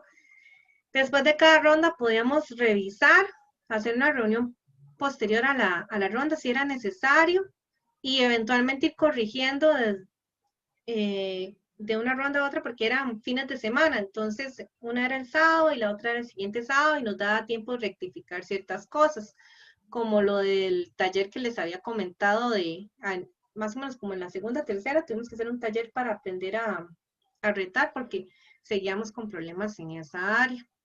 Entonces es muy importante las reuniones de retroalimentación, en este caso. En todos los torneos, pero yo creo que más en estos cuando todavía estamos aprendiendo de plataformas y todo. Después se hicieron las finales en agosto, eso fue en julio-agosto, en agosto se hicieron las finales. Había ya jugadores preclasificados, también había nuevos, sin embargo la curva de aprendizaje fue poca, más que todo con los nuevos, porque ya venían no solo de la fase eliminatoria, sino también de otros torneos previos, entonces ya muchos ya conocían la mecánica. El problema creo que se presentó con el torneo, se presentó con el torneo Blitz por equipos, porque al inicio en la fase eliminatoria se automatizó la alineación de equipos y en la final, en los Blitz, perdón, en la final también, como que no aplicaron la automatización de la alineación. No sé por qué, ya eso fue decisión de Pablo. Entonces, como les decía, en este caso es automatizar todo lo que se pueda, porque sí es de bastante ayuda. Y según me comentó Luis, que le pregunté para esta charla, una de las recomendaciones en este sentido también es la necesidad de al menos un árbitro de pareo para tener la información actualizada rápido. En los torneos por equipos, en este caso, en los finales, con los torneos individuales era muy fácil porque era round robin, pero en los torneos por equipos, sí, como les decía, tiene que tener la información rápido, actualizada, para que los entrenadores tomen la decisión, hagan las alineaciones, y las alineaciones ya tienen que estar pasadas antes de que empiece la ronda. Y también se tomó la medida de tener a alguien anti-cheating, que fue la exposición de Leonardo, que ya nos comentó. El 20 de agosto se publicó el protocolo de torneos en línea.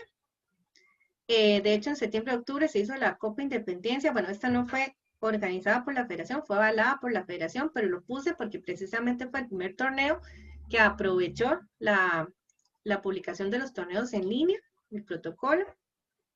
Fue la primera solicitud que tuvimos. Tuvimos como un receso entre agosto con las finales.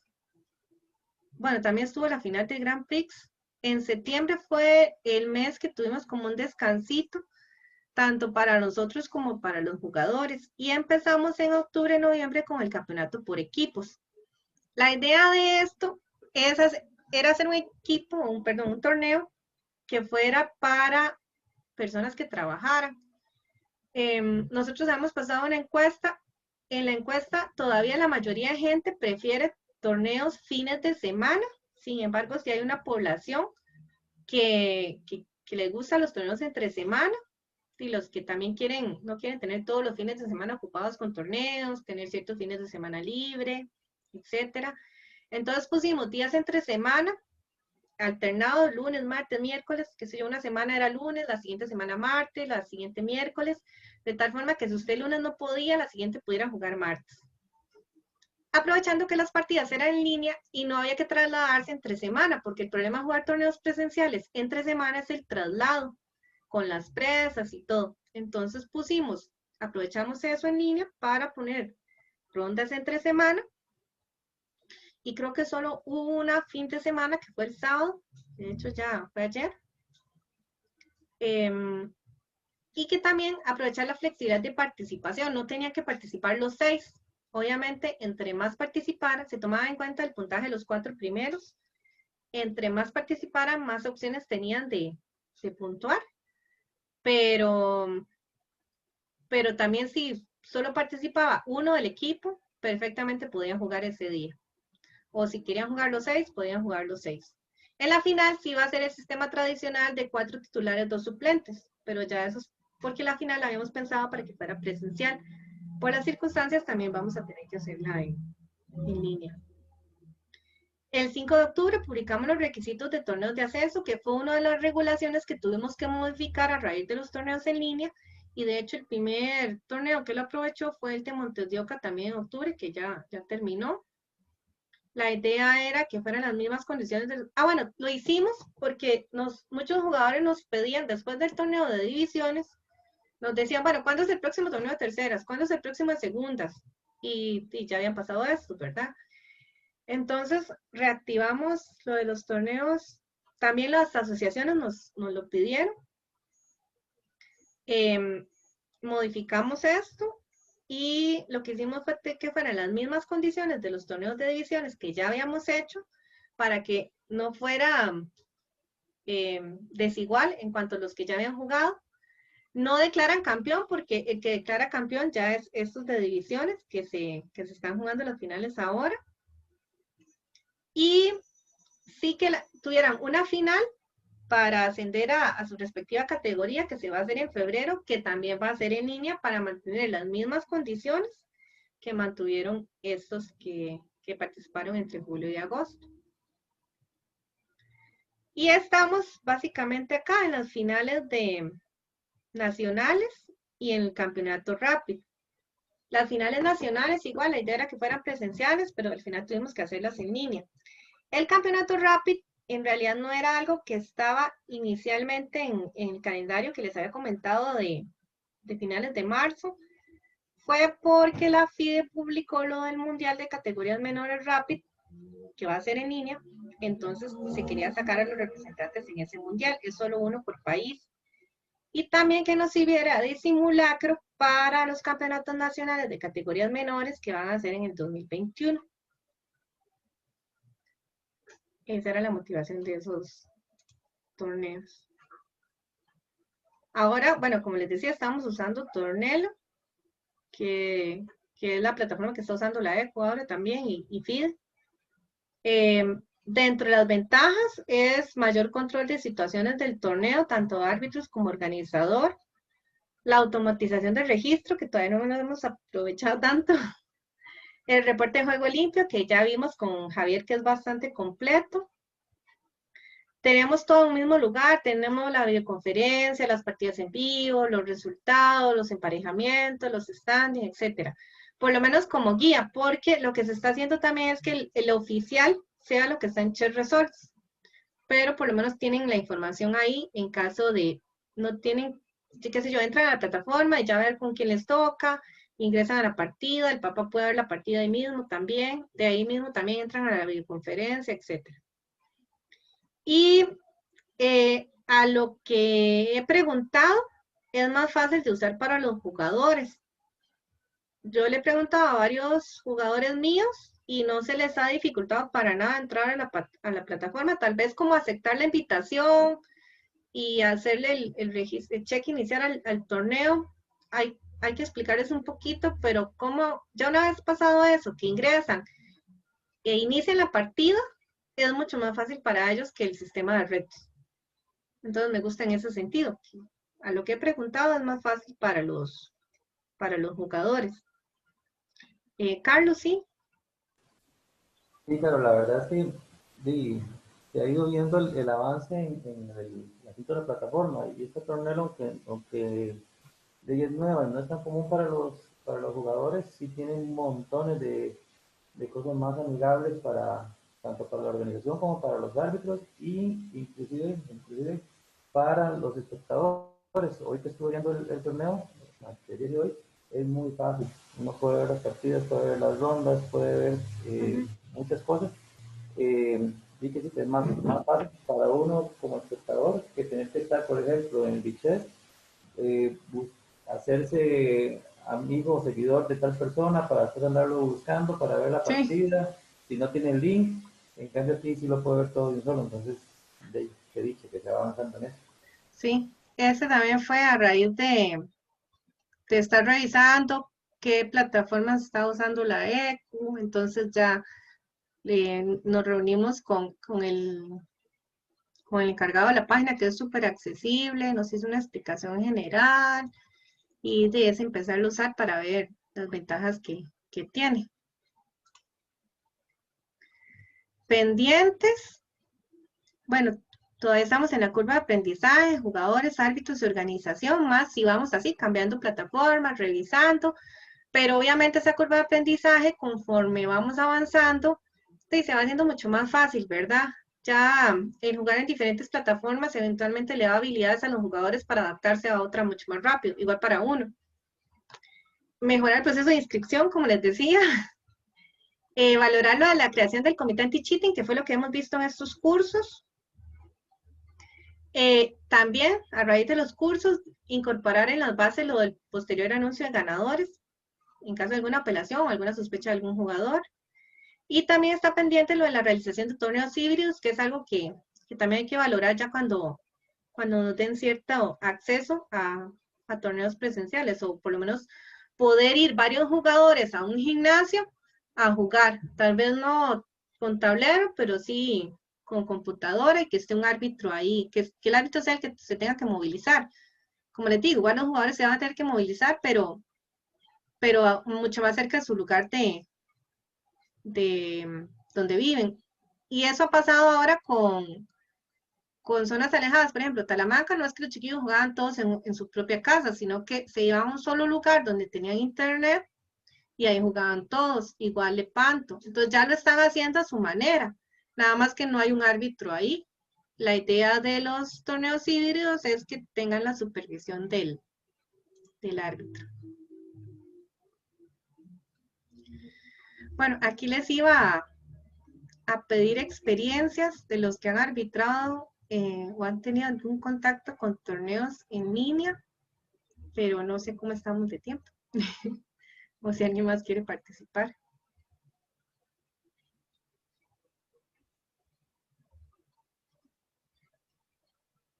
Están con hambre, yo creo yo. Carlos, levantó la mano. Yo, bueno, nada más que, sí, a ver, sí, lo de la Copa Independencia fue el tirarse al agua en torneos en línea, no piratas, como dijo Carlos Esteban, sino formales y clandestinos, sino que para eso sí ocupábamos de verdad el respaldo de la federación con un plus que fue lo del ELO en línea, ¿verdad? Y eso hace la diferencia entre un torneo oficial y otro. Y lo otro, claro, que sí me parece que tal vez está entre la lista de pendientes el equiparar un poquito más las funciones entre el organizador y el árbitro principal, porque al árbitro principal le está tocando hacer absolutamente todo. Okay, voy a anotar eso. Desde crear las salas, desde coordinar, donde son muchas funciones del organizador. Por ejemplo, si nos trasladamos a un torneo presencial, el acomodo de organización de las salas y la distribución le toca al organizador. Ahorita aquí en línea le está tocando al árbitro. El árbitro principal está dejando muchas funciones que le están correspondiendo a él como supervisión arbitral propiamente, por estar en temas propios de organización que le debería tocar a otra persona. Ok. ¿Verdad? Entonces sí, tratar de asemejar lo más posible lo que es la estructura presencial a en línea, porque sí son, Ok. se están dando diferentes, ¿verdad? Se le están quitando muchas Ahí, funciones al organizador y se le está recargando muchísimo al árbitro principal. No sé si tal vez Oscar, que ha sido árbitro principal en muchos, o José, sabrán que es pesadísimo, o supongo que es pesadísimo ser árbitro principal por el recargo de funciones que están teniendo. ahí es ir perfilando lo de las funciones, lo que hablábamos antes. Que sí, sí, como ustedes, se tienen que irse perfilando poco a poco. Alguien más, gracias. Alguien más había levantado. Mauricio. Bueno, qué pena, otra vez metiendo la cuchara. Básicamente yo tengo algunas preocupaciones con respecto a esto de los torneos en línea y las zonas rurales, la cobertura de internet, los anchos de banda. Los anchos de banda de las cámaras son súper demandantes, sesiones recurrentes de Zoom y de todas estas plataformas, tener dos cámaras y todo esto. Entonces yo apostaría por la funcionalidad esta de los torneos híbridos. Incluso creo que la misma federación puede hacer una inversión fuerte en comprar tablets y que estas tablets las provea la federación en estos eventos, en estas, por ejemplo, Lepanto. Entonces lo que hay que buscar es una buena conectividad de internet en algún punto de Lepanto. Incluso se pueden levantar conexiones de internet por otras vías, porque sí me preocupa muchísimo, porque bueno, nosotros aquí, yo tengo fibra óptica en mi casa y aguanto todo lo que quieran poner, pero hay muchísimas personas que se van a quedar por fuera por todos esos aspectos técnicos. Sí. Y entonces me preocupa la democratización del deporte, y como sí creo que esto es el futuro, o sea, no hay quita, aunque inventaran mañana la vacuna, creo que esto ya no tiene un devuelve, y me preocupa ese tema de la democratización. No, y de hecho a nosotros también, por eso les decía que hay que ir como buscando ese balance y pareciera que se iba por los torneos híbridos, como usted decía. Incluso en el festival tenían el problema de Talamanca, igual ese problema de conexión. Carlos creo que fue el que había sugerido que entonces en lugar, todos en lugar de estar conectados en una llamada de Zoom, que alguien los filmara a todos. Entonces ahí se veían todos juntos. Creo que Lepanto ha hecho algo así también. Y así lo hemos estado resolviendo. Pero, por ejemplo, si tienen que compartir pantalla, ya no pueden hacer todos juntos. Pero Entonces, ahí es donde... ¿Ah? Imagínate que la federación provea la tablet. A la tablet solo puede correr un único programa. O sea, usted tiene bloqueado Ajá. cualquier otro programa. Entonces ya usted tiene el control del dispositivo y usted sabe que nadie le va a correr ahí un bot, nadie le va a correr nada porque la tablet es suya y usted domina el software que tiene Sí. ahí. Sí, no, nadie le va a instalar nada antes. O lo que creo que eso una vez lo habíamos hablado con los jugadores no videntes, de tener la grabadora nosotros para asegurarnos que esa grabadora estaba limpia o no usaran el teléfono. Bueno, la grabadora es muy difícil que la usen, pero digamos para otra cosa, pero que no tuvieran que usar el teléfono, por ejemplo. Entonces sí, o sea, son soluciones que hay que ir pensando. Como usted dice, la tablet ya sabemos que estaría limpia de cualquier otra cosa, y si está el árbitro ahí, ¿por qué va a tener que compartir pantalla? Si la tablet está limpia, el árbitro está supervisando. Entonces es una forma de mantener el acceso que dan los torneos en línea, que no tengan que desplazarse a San José, pero buscar ese balance con la poca conectividad que van a tener. Pero sí, Claro. son cosas que hay que ir viendo, ¿sí? Sí, precisamente a eso iba, ahora que menciona Mauricio el futuro. Para mí los torneos híbridos son el futuro, ¿verdad? Porque el torneo híbrido elimina una gran cantidad de problemas del torneo que es 100% en línea, ¿verdad? Y también elimina los problemas de gastos para la gente de zonas rurales. Viajar a un torneo en el Estadio Nacional tiene su erogación, tiene sus gastos, ¿verdad? Y si en la zona hay árbitros, ya no es necesario, como usted decía, compartir pantalla. El árbitro da fe de que se está trabajando honestamente. Por ejemplo, aquí en Guapiles somos 4 árbitros y podemos trabajar. Simplemente creo que todo va enfocado hacia esos torneos y que van a ayudar mucho. Aquí en un salón de un colegio o algún lugar así, que haya una buena conexión perfectamente. Se puede llegar a acuerdos, casi todos los colegios tienen conexión de internet y eso da muchas ventajas. Claro, más de un país como Costa Rica, porque la conexión, bueno, a pesar de que sea tal vez una conexión mala, hay conexión en casi todo lado, ¿verdad? Y también en muchas escuelas, como usted dice, hay computadoras, por ejemplo. El Comité de Deportes ahí de San Ramón tiene una sala con, creo que son 14 computadoras que las iba a usar el INA y al final ya no las está usando. No la hemos usado nosotros porque sí, los chiquillos no han tenido, tienen sus computadores, tienen sus cosas, pero yo sé que si alguno no tiene acceso a una computadora, está esa sala, por ejemplo.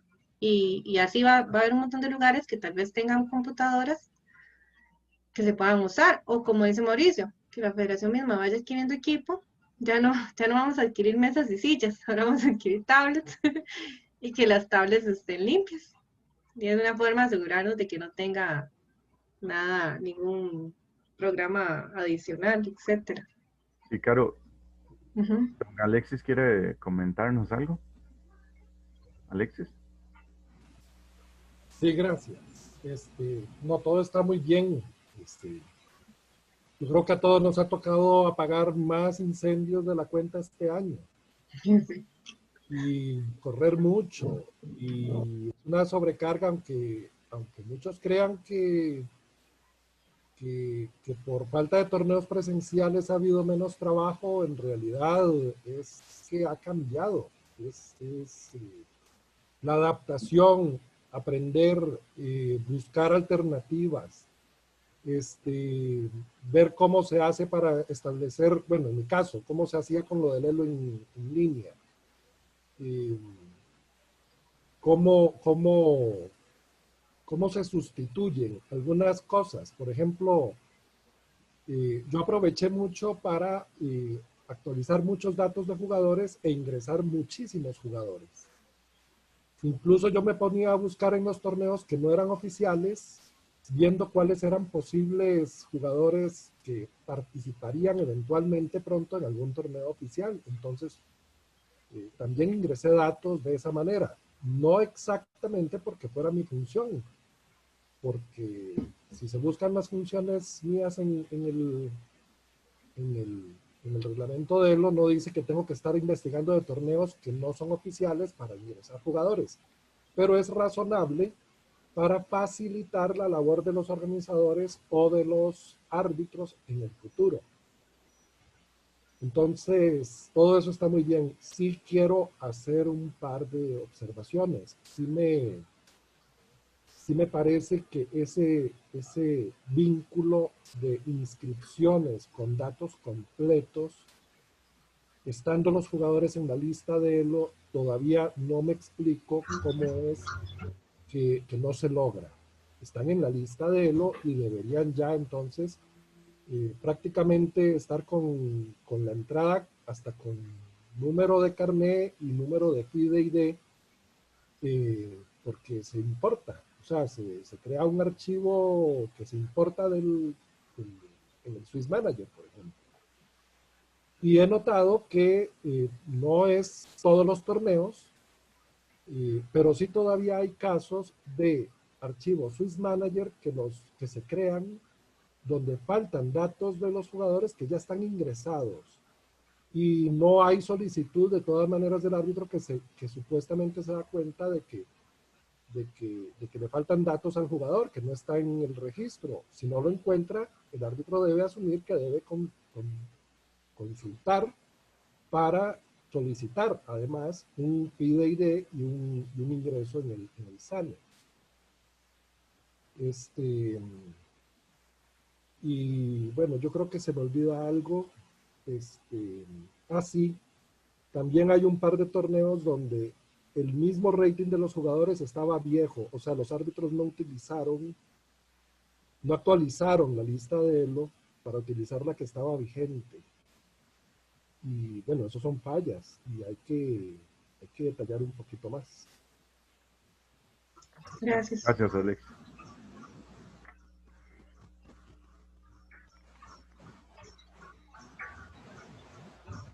Creo que no hay más con la mano levantada. Si no hay más, de mi parte, muchas gracias.